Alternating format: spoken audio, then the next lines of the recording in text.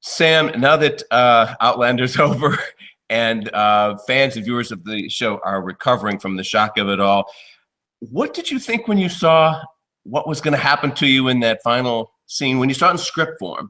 It's something that I think everyone was very aware of, or the fans were at least, of the books, and ourselves, we knew it was coming. But I guess until you read it for yourself and you go, turn page, and there it is, scene one, and you're in the prison, and it sort of it hits home, and you think, wow, you know, we've got a real challenge here. But I was really looking forward to it. You know, it felt like up until the second half of the season, you know, my character had very much been on the periphery. We didn't really know an awful lot about him, and we slowly get to know more about his past and his history. And then, yeah, to go to these dark places at the end of the season was really kind of a gift for an actor to really go there and to see their sort of limits and their boundaries. So what I was unaware of is that the story would take the turn of Jamie's revelation that that Jack broke him, that he actually, you know, was stimulated by this sexual, you know, this rape situation. Is that part in the book? Yes, it is, and it's all told in flashbacks.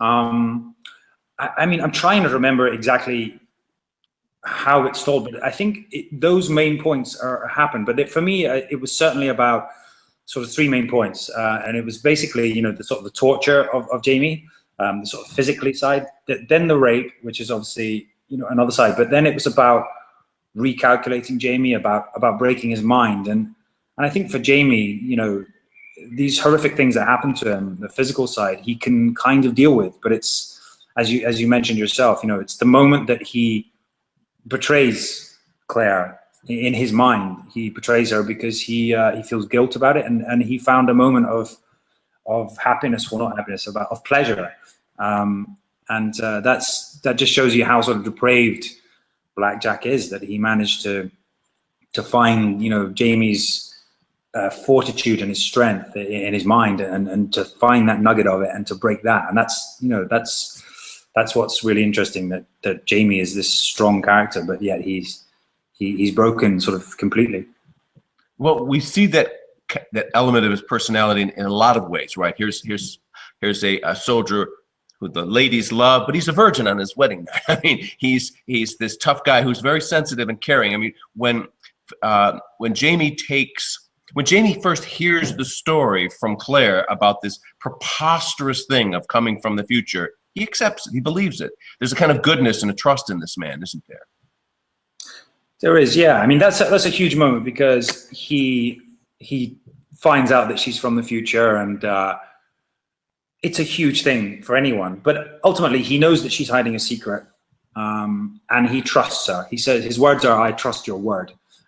Whether or not he can encompass all of that and understand exactly what that means about coming from the future and all the repercussions of that, ultimately, he knows she's telling the truth. And he's willing to go with that. And I think that's very much the mark of Jamie, that he is a man of his word. And in that time, in that period, you know, someone's word was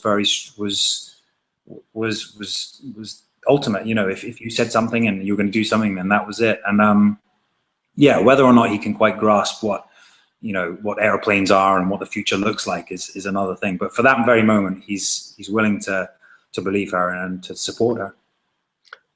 And why does Jack hate Jamie so much? I asked Tobias this the other day, and his answer was that he said that Jamie, in his mind, in Tobias's mind, represents something that he cannot be, etc. What do you think that is? He didn't define what it is, but he said that's the basis of it. Can you pick it up from there? Yeah, I mean, he doesn't hate Jamie at all. I think he's maybe obsessed with Jamie. I think, I mean, not to go too much into Black Jack Randall's character, but he's a man that's lost himself. He's a man that's been through a period and a war and countless sort of terrifying things that have happened to him. I imagine that he's lost his sense of maybe self or humanity. And I think in Jamie, he sees someone that has a resilience and a strength, and So for the sadist that Blackjack Randall is, I think that, you know, that that's his exploration in humanity and in who this character is. Who is this person before him that that won't break, that won't give up?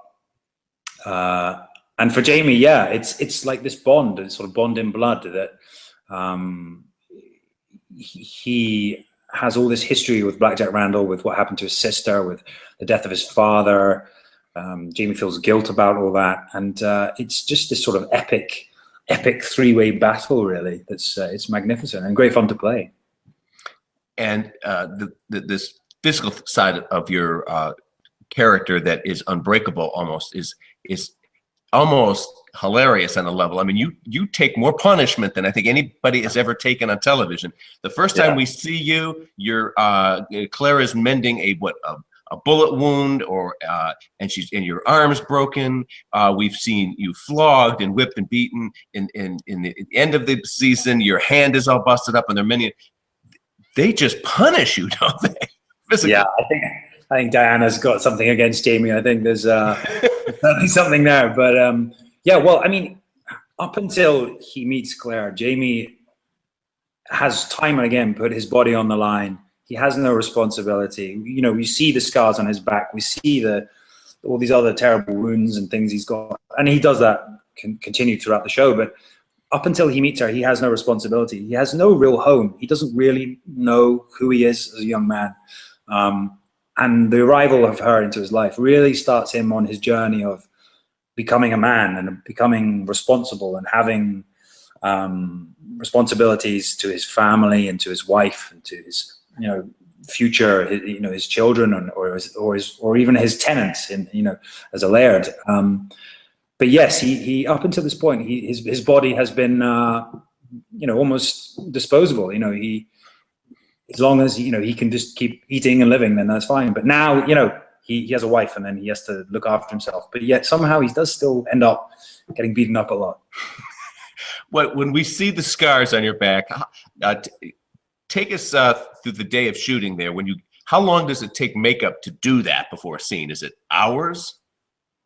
Yeah, if only it were minutes. But they are terrific. They are such an incredible team. But yeah, when we were shooting Wentworth, for instance, it would be about 4 hours in the morning before shooting. Then we'd shoot maybe 12 to 14 hours, and then another hour and a half taking it off. It's pretty grueling because in between shots, you know, there's someone constantly touching up the prosthetics or the paintwork. So it is pretty grueling, and certainly requires a lot of patience. But I think for me, it was almost, again, a gift, because it would be 4 hours where I'd be, you know, very tired and having very little sleep, but 4 hours of sort of just getting into character and getting into that mindset of where Jamie's at. And then at the end of the day, you know, it's sort of removing all the layers of skin and removing all this prosthetic work really was a great way to sort of release and to get out of character. And it was grueling, certainly, for the few weeks that we were shooting those scenes. But it's a fascinating part of Jamie's character as well, you know, that he has this past and that he wears, you know, on his skin, and he doesn't want people to see or know it's there. But yet it doesn't affect him. It doesn't, you know, he's not troubled by it, in that he just gets on with his life and he moves forward. And I think that's what's interesting about him, that he's ever buoyant and ever moving forward, and, you know, not heavily weighed down by things. When I spoke with Ron Moore the other day, he was telling me just what fun little scenes from the set. He said that fans might be surprised to know that all of you actors who have to wear kilts have a real struggle to put them on the set. He said you have to lie on the ground or something and then wrap yourself in it. He said it's quite a process. Yeah, I actually pride myself. I think I'm the fastest at it. What is this process? I guess he said it's all about the pleats, right? That's right. Yes, correct. It's I mean, Terry Dressback, who's the costume designer, has done an amazing job with the costumes, and certainly, I think for all of us, we found that the costumes is a way to get into the character. And for me, the kilt, you know, the fil amour is the Gaelic for it, is the great kilt. For me, it was the way of getting into who Jamie was, and each kilt has its own, you know, life, their own way of wearing it. And it wasn't just, a bit of clothing. It was definitely a tool. It was a practical piece of equipment for these Highlanders. But the process is, it's a very long piece of cloth, maybe up to maybe 10 feet, maybe longer in length. And part of the sort of the warrior culture, really, that preparation of every day or of wearing it. And you basically lie it on the floor and you fold your pleats in to make it shorter. And then you lie on top of the pleats with your belt underneath the material. You wrap the kilt around you, and then you fasten it with a belt. And then you have a process of tucking it in various forms, putting it over your shoulder or over your head. It can become, like a shelter from the rain, or something to keep you warm.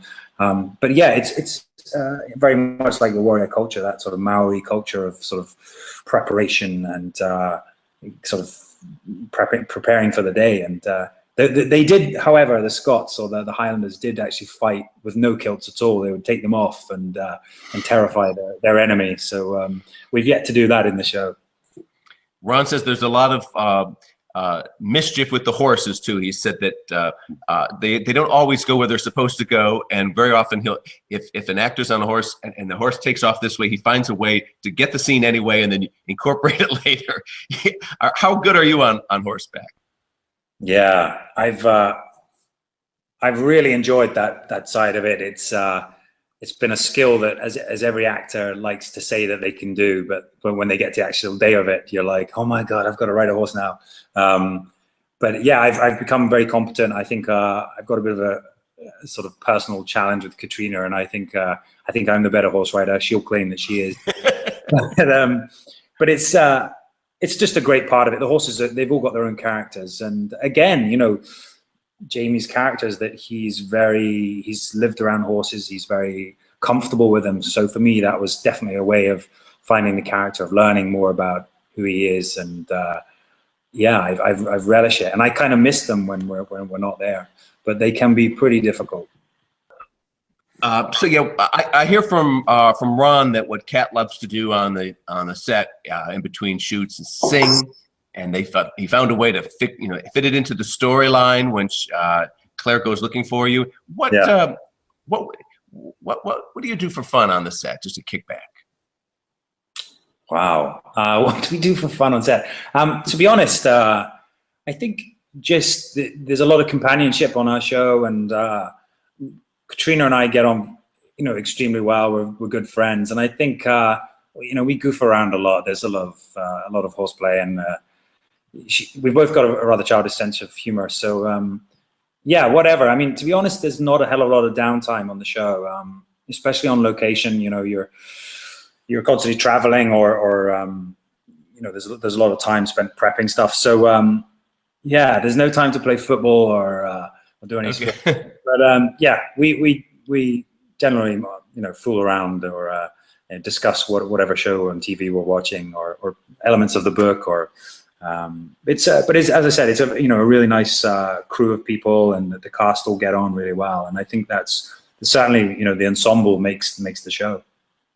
There's no way that you could have known when you signed up for this show that it would have become the cult hit that it has. I mean, at our website, when we put Outlander in a headline, we get a storm of traffic internationally. It's fanatical what so beyond exceptional what the response this show gets from fans and from critics. I mean, you look at the critics rates at Metacritic, at Rotten Tomatoes and others, it's very highly regarded, which is unusual for a melodramatic kind of chick flick show that some people might dismiss it as. So it gets respect, in other words, from all of these, it gets extraordinary respect from all of these circles. And so you've landed in a bona fide hit now. And you're the romantic figure of that hit. So how do you process that? That's just got to be fantastic, I guess, right? Yeah, I mean, that's wonderful for you to say, and I guess we are aware that the show has done well, and that's obviously rewarding and exciting. But there's definitely an added pressure. We've just started shooting season 2 now, and we're certainly coming into it. I was aware that we want it to be as good as it was last year, or as exciting or as interesting, and we want the work to be as strong. But very quickly, I realized that that we can't think about that we just have to do our work and hopefully, hope that people enjoy it. It's such a big machine. It's based on these books by Diana. We've got amazing writers, amazing crew, but you can only sort of concern yourself with your own particular part of the job.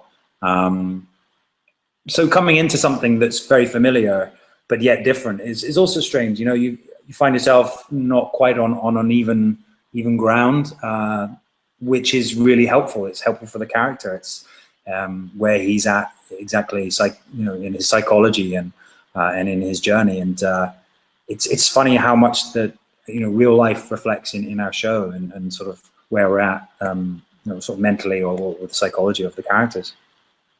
And now you're going to be a daddy, Jamie. Indeed. To more than one, I think. Yes, and I'm not familiar with Dragonfly and Amber, so I'm one of those people who watch the show, have no knowledge of the book, and just take it for the ride, and it works so well on that level. And I'm surprised when I go online and I can message boards, comments from book fans. They're not disappointed when you guys do that. When you go off book and you just do other things, they like it, and Diana seems to like it too, and. It's interesting that everybody accepts these creative choices that you're making. Yeah, I think everyone's very aware that books don't always transfer across easily into a sort of episodic format. I think they've done very well. I think we've stuck very closely to the books. Whenever we have gone slightly off piste and invented some scenarios, I think it's always within Diana's world, within the world that she's created. And it just adds to the storyline. A lot of the Frank Randall stuff that Tobias plays is not in the books, but I think it shows another side to the struggle that Claire's having with being virtually married to two men, and likewise seeing more of Jamie, more of what he's thinking. Obviously, the books are from Claire's point of view, so to see Jamie's point of view just gives us more of an understanding of who these characters are. And I think people want that. I think people want, in TV these days, want to be able to find out more about the world that they're sort of buying into. And that was a very controversial thing when it started, when all of a sudden your character's point of view became a dominant thing alongside Claire's. I remember the outcry it was saying, no, this is Claire's story. But and then Diana was brought into the debate, and she was saying, no, this is a good thing. This is let's pursue this. And it was strange that became such an issue. Yeah, I think ultimately, I think fans of the books, they say they want one thing, but if they got that, they would get bored of it very quickly. And I think it's important that we keep challenging the viewer and keep surprising them.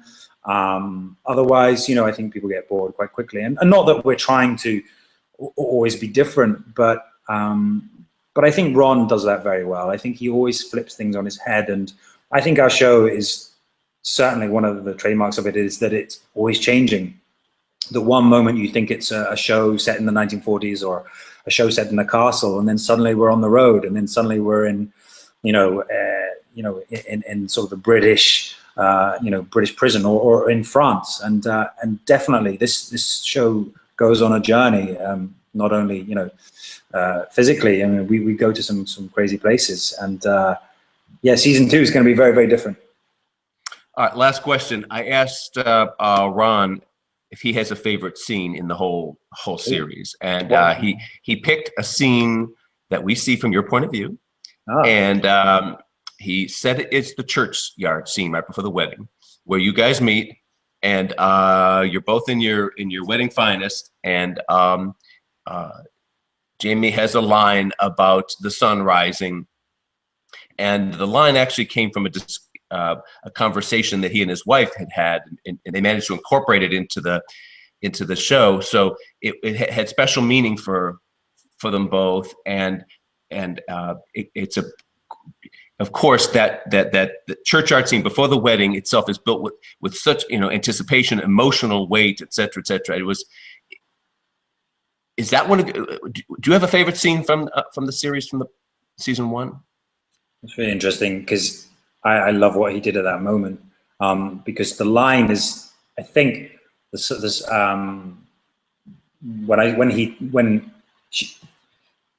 basically in the book, Claire is describing Jamie, that moment that when he walks out, the sun came out, almost like he's sort of this vision of the sun. But what Ron did is he's actually flipped it over and made it Jamie speaking those words. And I just think that was a really clever thing, a little nod to the fans of the books, but something that, the viewer would still appreciate, but not realize it's there. But yeah, I think that's a really clever part. But for me, my favorite scene, I think possibly it's hard to separate them from playing them to watching them. But I think that for me, maybe the river in episode 9, when Jamie and Claire kind of go at each other. There's very high stakes and high emotions, and it was the first time that myself and Katrina really got to express ourselves, expand ourselves, our acting skills, and to really get to the root of the problems that were going on in their relationship. And those kind of heavy scenes, without being melodramatic, they're very rewarding to play. And before that point, my character had kind of been on the periphery, and we'd not really learned much about him. So yeah, that was like the start of seeing how heavy or how rooted this relationship could be, and also, yeah, to sort of to move forward from that towards Wentworth was really fun to play. Fun, I say. Well, keep going.